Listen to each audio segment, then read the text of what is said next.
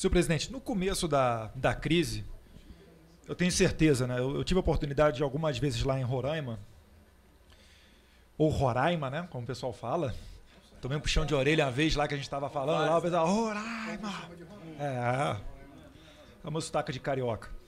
Mas E eu tenho certeza que no começo dessa crise, a população local ela fez o máximo possível para acolher esses venezuelanos que estavam fugindo da fome, da falta de medicamentos, da perseguição política, das mortes, do aumento da criminalidade, enfim, de tudo aquilo proporcionado pela narcoditadura de Maduro.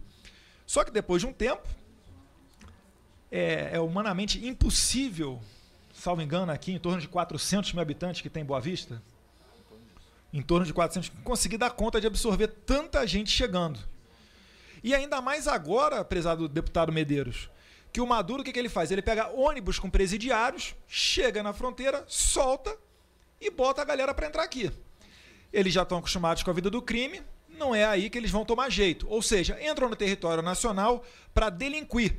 Então ele está exportando a revolução, dita o bolivarianismo do século XXI, para o território brasileiro. Pois bem, o que eu fico irritado é que mesmo morando em São Paulo e em Brasília, eu vejo as notícias chegando falando o seguinte: aumento da xenofobia, os brasileiros não conseguem acolher os venezuelanos. Eu fico assim, pelo amor de Deus, será que eles esperam que o povo de Roraima bata palmas para as pessoas que estão chegando lá? E muitas das vezes, muitos deles chegam lá e trabalham, mas nem todos conseguem. E por vezes chegam lá e roubam, causam homicídios, espancam comerciantes, aí dá aquele problema todo que teve em Pacaraima recentemente, aí quebra pau, couro come lá com os venezuelanos, tentam expulsar para o lado de lá da fronteira. Então não fazem uma análise séria e um papel importantíssimo que tem a imprensa. Eu já vi alguns documentários, mas muito pouco chega à pauta de um Fantástico ou de um SBT. Eu acho que poderia vir mais, né? Essa é uma crítica que eu faço, que poderia estar mais em foco, porque a situação é muito calamitosa. Quando eu fui lá no passado com o Nicolete, então PRF naquela época, a gente percorreu ali os 200 quilômetros que separam Boa Vista de Pacaraima na fronteira. Esses 200 quilômetros, o que os venezuelanos fazem? Eles não têm lá $10 para comprar a condução, então eles vão caminhando. São 3 dias de caminhada, normalmente só aguenta fazer aquilo dali homens em torno de 20 aos 30 anos, que vêm para o Brasil para trabalhar, para mandar dinheiro para a família. E sempre quando você para com eles e conversa, botei vários vídeos no YouTube, quem tiver curiosidade estão lá disponíveis, eles falam, a gente está saindo porque a gente já via que ia morrer.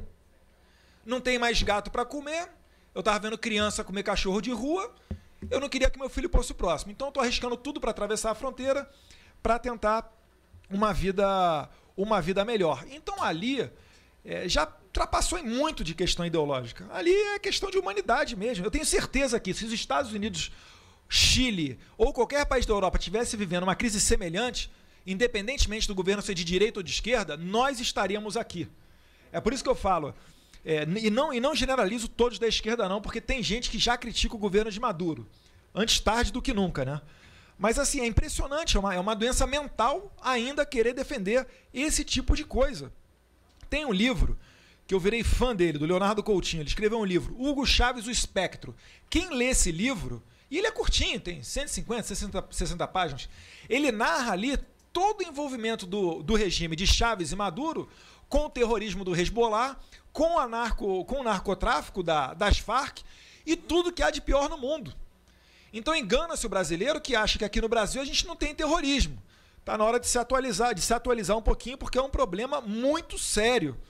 E delegado Pablo, Vossa Excelência é delegado federal, com certeza tem noção do que eu vou falar aqui agora. Outro dia, fui viajar, passei por Guarulhos.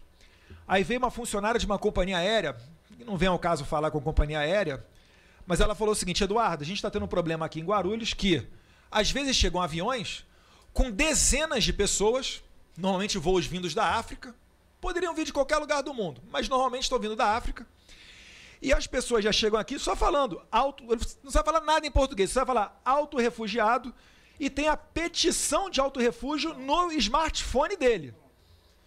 Já chega com o smartphone, com a petição de auto-refúgio. E ela falou que teve um voo que chegou com mais de 30 pessoas nessa situação. Ou seja, isso daí é reflexo do que nós aqui aprovamos ano passado, a contrário senso do Conselho da Consultoria da Casa, daquela nossa nova lei de imigração, que no papel é muito legal, é muito bonzinho, vamos receber todo mundo, só que está chegando uma quantidade de pessoas numa questão desordenada. Eu não sou contra a imigração, não, eu sou descendente de italiano. Se eu for contra a imigração, eu sou suicida. Todos nós aqui, se olharmos para a cara de cada um, aqui um vai ter cara de árabe, um cara de europeu, outro cara de africano e cada um de uma parte do mundo. Agora, será que a gente tem segurança para, por exemplo, mover a embaixada do Brasil para Jerusalém com a tranquilidade de que as nossas fronteiras são controladas? Quais são os países da Europa que têm os melhores índices de criminalidade? Eu respondo, são aqueles que melhor controlam as suas fronteiras. É só citar um dado, veja a França. País muito semelhante a nós, muito benevolente, e que tem um recorde de atentados terroristas lá. Por quê? Porque o terrorista é igual ao criminoso. Ele só respeita o que ele teme. Então são questões que estão lado a lado. Além disso, prezado Medeiros, eu não sabia, tinha uma plaquinha do BNDES lá em uma das obras, quando o senhor visitou lá a Venezuela? Era um outdoor. Era um outdoor? Pois bem, me permita aqui ler 2 parágrafos de uma matéria muito interessante do jornal A Gazeta do Povo. São 2 parágrafos só. Venezuela, Cuba e Moçambique somam 1,7 bilhão em dívidas atrasadas com o BNDES. Financiamentos têm garantia do Tesouro Nacional, leia-se, dinheiro nosso aqui do contribuinte. E a conta poderá ficar em Brasília. O projeto de orçamento de 2019 já prevê 1 bilhão e 400 milhões de gastos para cobrir esses calotes. Ano passado nós votamos aqui e tivemos que votar favoravelmente a cobrir essas dívidas, porque senão o Brasil poderia ser sancionado de uma maneira ainda pior. Ou seja, vamos ver quem é que autorizou o empréstimo do BNDES, 2016, 2017 ou 2018, muito depois de começar essa crise migratória, porque é uma pessoa totalmente sem noção para autorizar que o nosso dinheiro seja, não emprestado, né, mas doado para esses países. O Brasil financiou essas ditaduras, e eu já concluo já, presidente, financiou essas ditaduras ao redor aqui da América Latina com dinheiro do contribuinte brasileiro. Quando eu fui no Chile, quando eu fui na Colômbia, já recebi gente da Bolívia aqui, eles são doidos só para quê? Para ter informações. Porque eles sabem que isso não foi uma atitude unilateral do Brasil.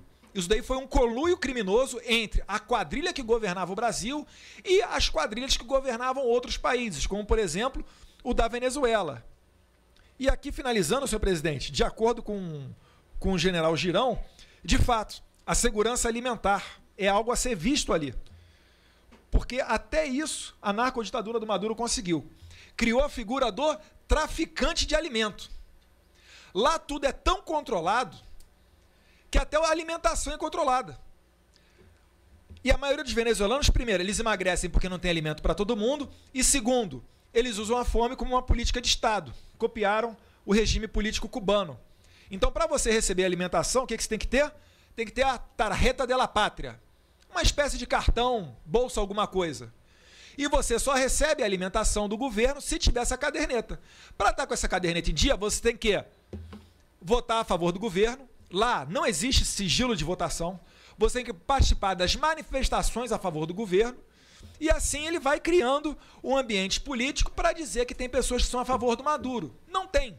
Tem reféns à sua disposição. E junto com o alimento, a questão energética, que há muito a gente fala, que Roraima não é interligado ao sistema elétrico junto com o restante do Brasil. E não se surpreendam, eu acredito que, muito provavelmente, a situação energética lá vai ficar pior. Já falam que, às vezes, o governo venezuelano, ele liga e desliga lá a transmissão de energia para Roraima. Então, quando ele desliga, as termoelétricas têm que funcionar a todo vapor. E é engraçado, né, senador Medeiros, que nessa hora os ambientalistas não reclamam. A termoelétrica poluindo pra caramba e eles não falam nada. O linhão não pode construir. Não pode construir um linhão, porque o pessoal ali que manda, a gente sabe quem é. Mas se Deus quiser, junto com as Forças Armadas, a gente vai construir esse linhão. Está 40 dias sem energia. Não tem mais energia. Está 40 dias sem energia da Venezuela. Então, que já é uma energia 100%. De ruim qualidade. Aquela que vai e volta, queima a sua geladeira, queima a sua televisão e você fica com ninguém para reclamar. Então, senhor presidente, eu agradeço a iniciativa de Vossa Excelência de trazer aqui essa comissão e pode contar com a disposição de todos nós para resolver esse problema, que não é da Venezuela, é de toda a região. Cuba é um câncer na região, exporta esse tipo de regime, mandou para o Brasil aqui, graças a Deus nós tivemos o impeachment, depois mandou para a Venezuela, sugou a Venezuela e agora está começando a sugar o México. Eu não tenho papas na língua e falo, o presidente Obrador do México, em janeiro, no seu primeiro mês de mandato, sabe o que ele fez? Já fez um contrato com os médicos cubanos. Na Venezuela é contrato com médico, é contrato com atleta, é contrato com professor, e lá tem mais de 50 mil cubanos que fazem Maduro de fantoche. Para tirar agora é um problema. Aí eu falo que vai ser preciso uso da força, o pessoal fica, quer declarar guerra, Eduardo Bolsonaro contraria as Forças Armadas. O Brasil é um país pacífico. Mas também a gente não pode ficar olhando o nosso vizinho ali morrendo de fome, emagrecendo, e ficar de braço cruzado, achando que o problema é deles, que não é. Estamos vendo aqui prostituição à luz do dia, crise alimentar, problema na energia, fora o aumento da criminalidade em Roraima. Então é isso, senhor presidente. Muito obrigado por ter me permitido a fala.